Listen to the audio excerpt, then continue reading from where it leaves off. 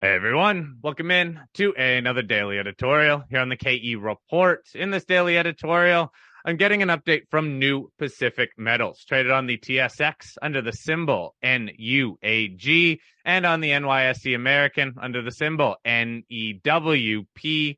I am chatting with the president, Andrew Williams. Now, this interview is more of a Q&A, as I've received a handful of questions from all of you, our listeners, over the last couple interviews that I've done with Andrew. A lot of these questions are focused on general financing environment of moving the company's two fairly large projects, the Silver Sands project and the Carangas project, both in Bolivia, forward. Company also holds the Silverstrike project. Now, Andrew, again, a lot of people wondering about financing environment here. So starting off with production, potentially moving to production, let's say at Silver Sands, as we have a PEA released, would the company look at maybe a smaller scale initial operation to help limit some of the startup costs at this asset? Would that even be possible at that Silver Sands project?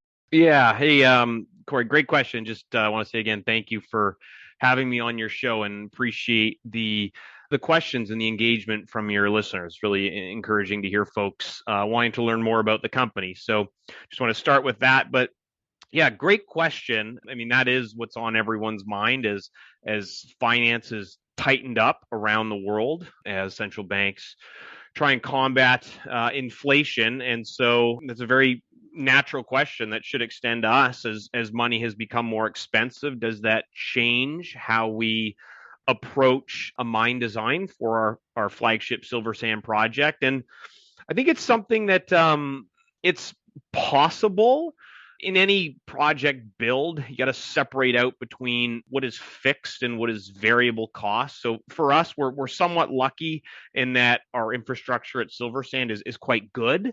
But that being said, we still do need to bring to the site a 35-kilometer power line, and we have to bring that to site if we did a 1,000 ton a day mill or an 11,000 ton a day mill, which is the ultimate size that we're proposing. We also need to pre-strip certain part of the Silver Sand deposit. That was a fairly large item in our capital cost estimate. Again, we need to do that pre-strip, whether or not we build a very small project and stagger it, or if we build the full size project as we proposed in our PEA study. And so when you start to break things down, and then secondly, if you build it in a two-tiered fashion where you build small and then you expand in, say, year 3 or 5 to help limit dilution, there's also the added cost of remobilizing all the construction workers, et cetera, and demobilizing them. You have to incur that cost twice. And so over the life of the mine, the overall cost to get to that full size will be more than if you just did it in a big bang, all at once approach. So yeah, I think there is some scope there. It wouldn't be ideal, but nonetheless, right now we've got a 14-year mine life based on our resource. If we were to say reduce the size of the plant up front, that would extend out our mine life, which go from say 14 years to 18 years or 20 years. And a dollar today is worth more than a dollar in 15 years, and certainly worth more than a dollar 20 years from now. So it's a very tricky trade-off to really commit to building a project staged.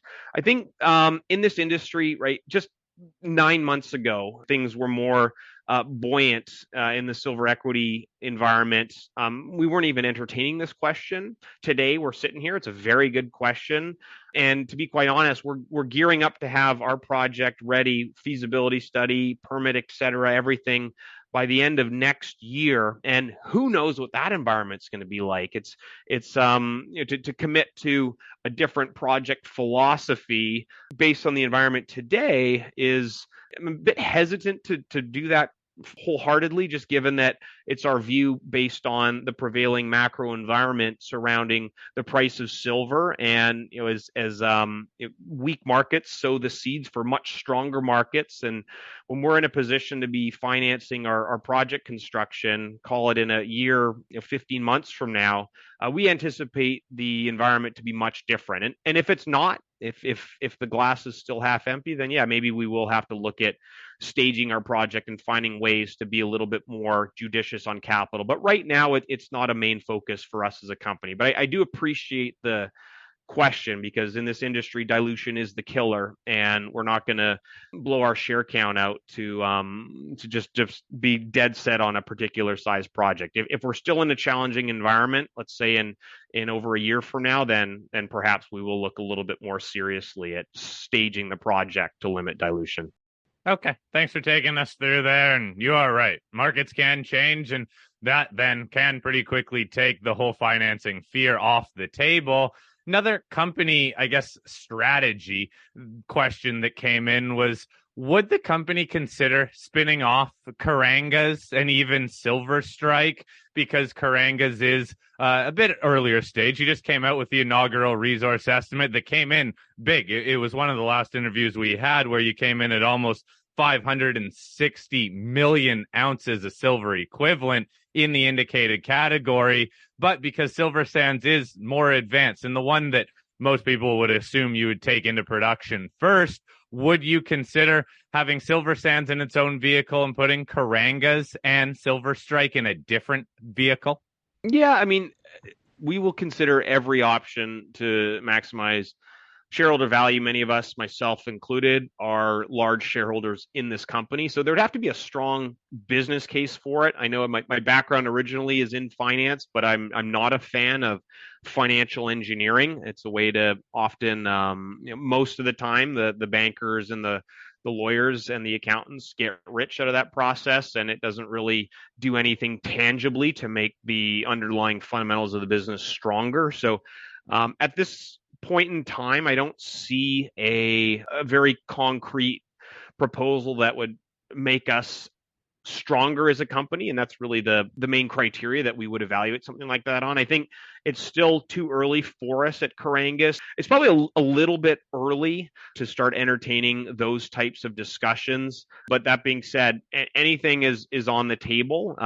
It's interesting because Carangas is more of a BHP Rio Tinto scale project, versus Silver Sand is one that a company that of our size and scale could move forward. It definitely does make it such that we should have those discussions and take them seriously, but it's probably just a little bit too early at this point. As I said, we want to prove out our success at Silver Sand project, getting it across the line on a technical and a permitting perspective. We think that that's going to also change the perception that Bolivia is very much open for business. And once we've done that and proven the naysayers wrong, we think that that'll drive additional value for both Carangas and Silverstrike that we would like to have our shareholders be rewarded with if we were to go down that spin out discussion. So yeah, long story short, a little bit too early there, but very much open-minded and willing to do what makes sense for our shareholders. Couple questions on permitting. I had some broad questions asking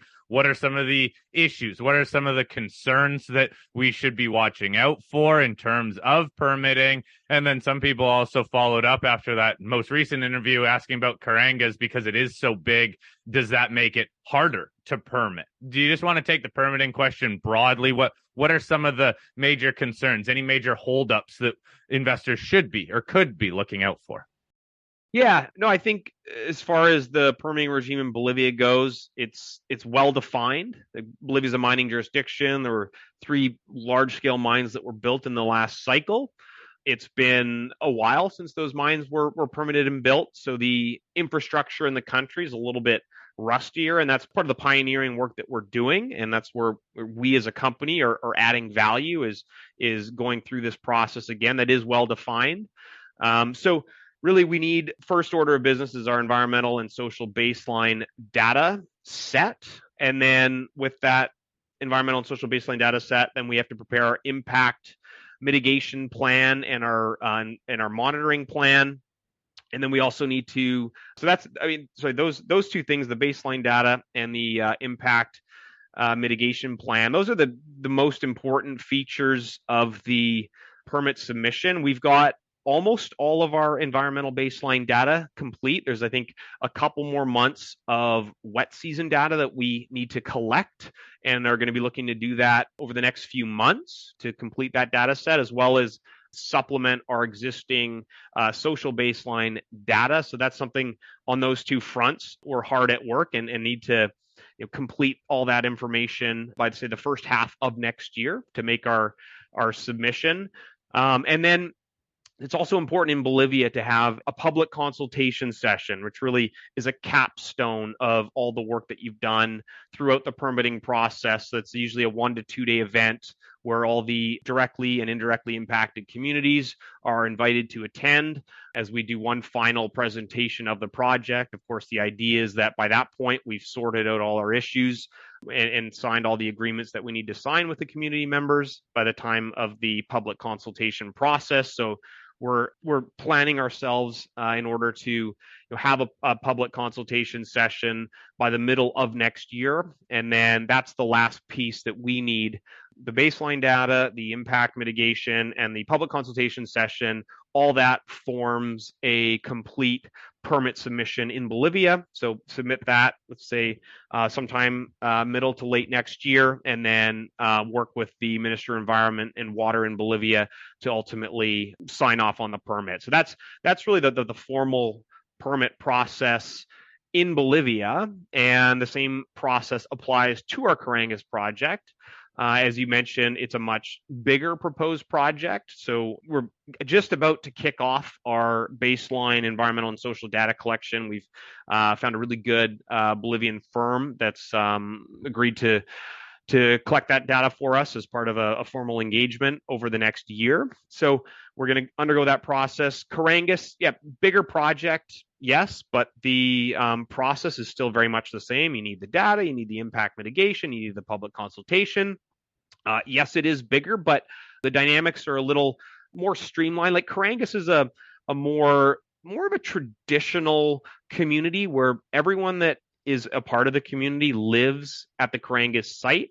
And so it makes it, we can certainly have more direct conversations because folks are readily available. Silver Sand's a little bit of a different dynamic where a lot of the folks in the community, they don't actually live at the project site. There's not really much in the way of employment opportunities. So many of them live in the surrounding cities. So it's a bit of a different dynamic getting everyone together, but they're just different processes. There's no situation or no two projects that are alike. And just because Carangas is bigger, we've so far had a very good relationship with our community at Carangas, and we know the folks really well. And I don't suspect there to be any additional challenges associated with the Carangas project just by nature of it being bigger. I think all projects have pros and cons, and it's up to us and our fantastic team to systematically work through them alongside our partners in the community to ensure we get it across the line. So that's, going to be a major focus for us across both projects.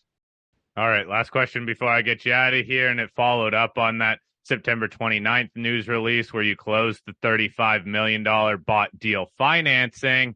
What run room does this money give the company in terms of moving forward, Carangas and Silver Sands, because both of these have near-term catalysts? So how do you go about allocating that cash?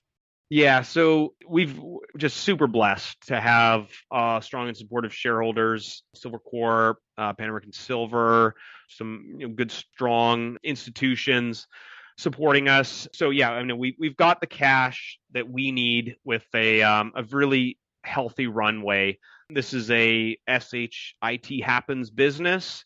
And we're certainly in a very strong position now, no matter what happens. If we need to move faster, if things move faster than we anticipate with our permitting and community engagement efforts, that we have the balance sheet where we can move faster. And if things move a little bit slower than expected, we've also got the ability to weather that storm, no matter where the turbulent macro environment takes us over the next, call it 1 to 2 years. But we've certainly got plenty of cash now on the balance sheet to finish our pre-feasibility study at Silver Sand, get our feasibility study complete, get our environmental permit, sign our community agreement, and have Silver Sand be permitted and shovel ready with no additional dilution to our shareholders. So that's really the first point to emphasize, is that we've got more than enough cash to get that critical milestone complete.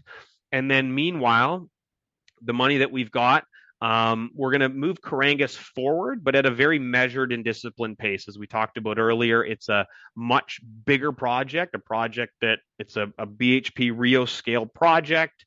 So we want to move it forward. We want to drill the anomalies. We want to do a PEA study. We want to get a little bit more metallurgical data, but we're going to move it forward at a much more measured pace. And so when we looked at use of proceeds, we flagged like 2/3 of the proceeds being allocated to Silver Sand, 1/3 to Carangas, something in that ballpark. And even the full 2/3 going to Silver Sand, that includes a contingency in there if we wanted to move faster with some early construction activities at Silver Sand. So yeah, no, we're in a really strong position here as a company with that cash on the balance sheet. As I say to the guys, we've now got no excuses to not be successful. We certainly can't use money as we continue to build our team in country to get the job done, get the permits at Silver Sand and the studies complete. We're in a very strong position. And so, we certainly raised a little bit more than expected, but again, I've been in this industry long enough to know that it is an SHIT happens business, and we want to fortify the balance sheet so that we can respond to anything that might come our way, both positively and any speed bumps we might encounter. Not that we see any, but I think it's just a prudent way to manage our business. So yeah, very strong position. Very grateful for the support of our strategic partners. Where we stand today, we're in a very strong position to execute on our work plans at both Silver Sand, Carangas, and anything else that may come up as we continue to scour Bolivia for new opportunities.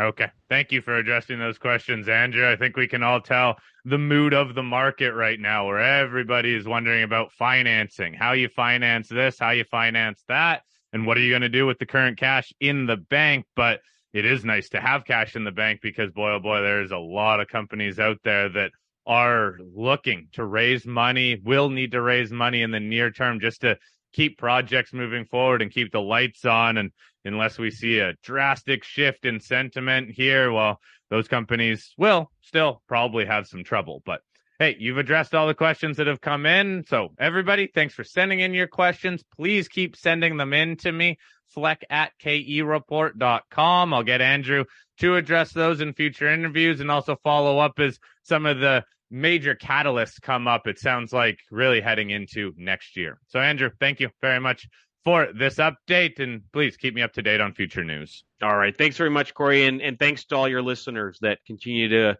put forward good questions and stay engaged. I love it. Anything else, please send your questions into Corey, and maybe we'll do another session like this.